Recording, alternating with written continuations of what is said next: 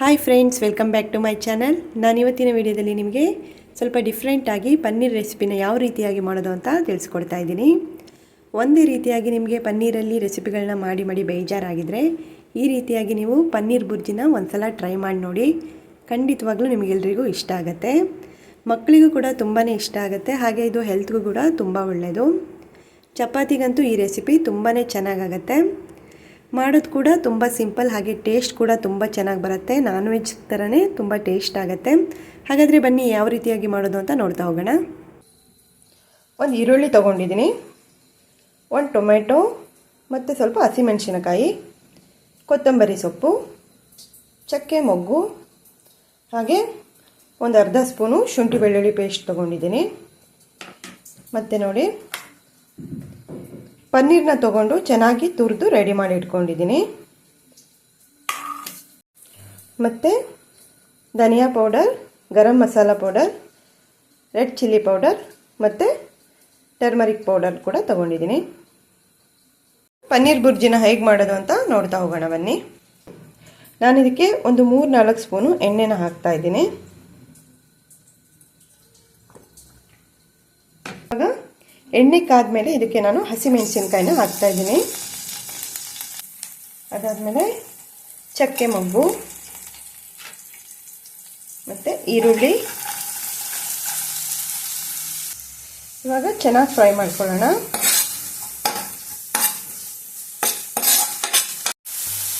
ಇವಾಗ ನಾನು ಇದಕ್ಕೆ ಒಂದು ಅರ್ಧ ಸ್ಪೂನು ಶುಂಠಿ ಬೆಳ್ಳುಳ್ಳಿ ಪೇಸ್ಟ್ ಹಾಕ್ತಾ ಇದ್ದೀನಿ. ಚೆನ್ನಾಗಿ ಮಿಕ್ಸ್ ಮಾಡಿಕೊಂಡು ಫ್ರೈ ಮಾಡ್ಕೊಳ್ಳೋಣ. ಇದು ಎಗ್ ಬುರ್ಜಿ ಥರನೇ ತುಂಬ ಟೇಸ್ಟ್ ಆಗುತ್ತೆ. ನೀವು ಒಂದ್ಸಲ ಈ ರೆಸಿಪಿನ ಟ್ರೈ ಮಾಡಿದರೆ ಖಂಡಿತವಾಗ್ಲೂ ಮತ್ತೆ ಟ್ರೈ ಮಾಡ್ತಿರ್ತೀರ.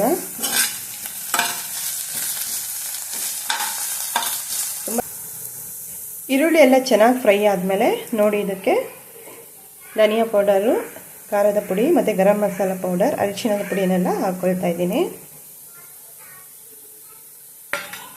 ಚೆನ್ನಾಗಿ ಮಿಕ್ಸ್ ಮಾಡ್ಕೊಳ್ಳೋಣ. ಇವಾಗ ಚೆನ್ನಾಗಿ ಮಿಕ್ಸ್ ಆದಮೇಲೆ ಇದಕ್ಕೆ ನಾನು ಟೊಮೆಟೊ ಹಣ್ಣನ್ನು ಹಾಕ್ತಾ ಇದ್ದೀನಿ.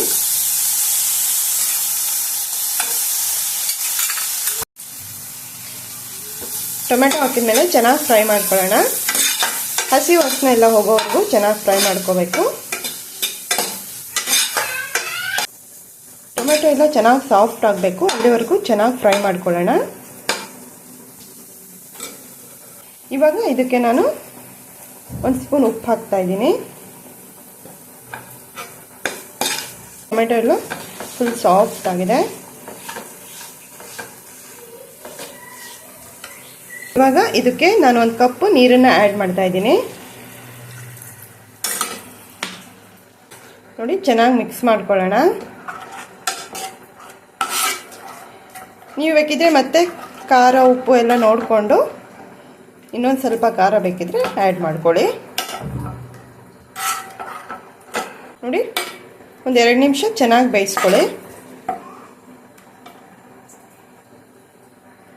ಇವಾಗ ತುರಿದಿಟ್ಕೊಂಡಿರುವಂಥ ಪನ್ನೀರ್ನ ಇದಕ್ಕೆ ಹಾಕೊಳ್ಳೋಣ. ಎಲ್ಲದನ್ನು ಚೆನ್ನಾಗಿ ಮಿಕ್ಸ್ ಮಾಡ್ಕೊಳ್ಳೋಣ. ನೋಡಿ, ಪನ್ನೀರ್ ಹಾಕಿದ್ಮೇಲೆ ಈ ರೀತಿಯಾಗಿ ಚೆನ್ನಾಗಿ ಮಿಕ್ಸ್ ಮಾಡ್ಕೋಬೇಕು. ಮಿಕ್ಸ್ ಮಾಡಿ ಒಂದು 5 ಮಿನಿಟ್ಸ್ ಚೆನ್ನಾಗಿ ಬೇಯಿಸ್ಕೊಳ್ಳೋಣ.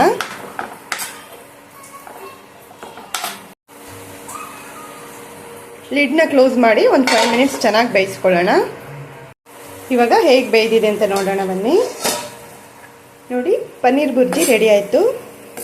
ತುಂಬ ಚೆನ್ನಾಗಿ ಬಂದಿದೆ. ಹಾಗೆ ಲಾಸ್ಟಲ್ಲಿ ಸ್ವಲ್ಪ ಕೊತ್ತಂಬರಿ ಸೊಪ್ಪನ್ನ ಹಾಕಿ ಟೇಸ್ಟ್ ಚೆನ್ನಾಗತ್ತೆ. ರೆಸಿಪಿ ಇಷ್ಟ ಆಗಿದ್ದರೆ ನೀವು ಕೂಡ ಒಂದ್ಸಲ ಟ್ರೈ ಮಾಡಿ ನೋಡಿ. ಹಾಗೆ ಟೇಸ್ಟ್ ಹೇಗೆ ಬಂದಿದೆ ಅಂತ ಕಮೆಂಟ್ ಮಾಡಿ.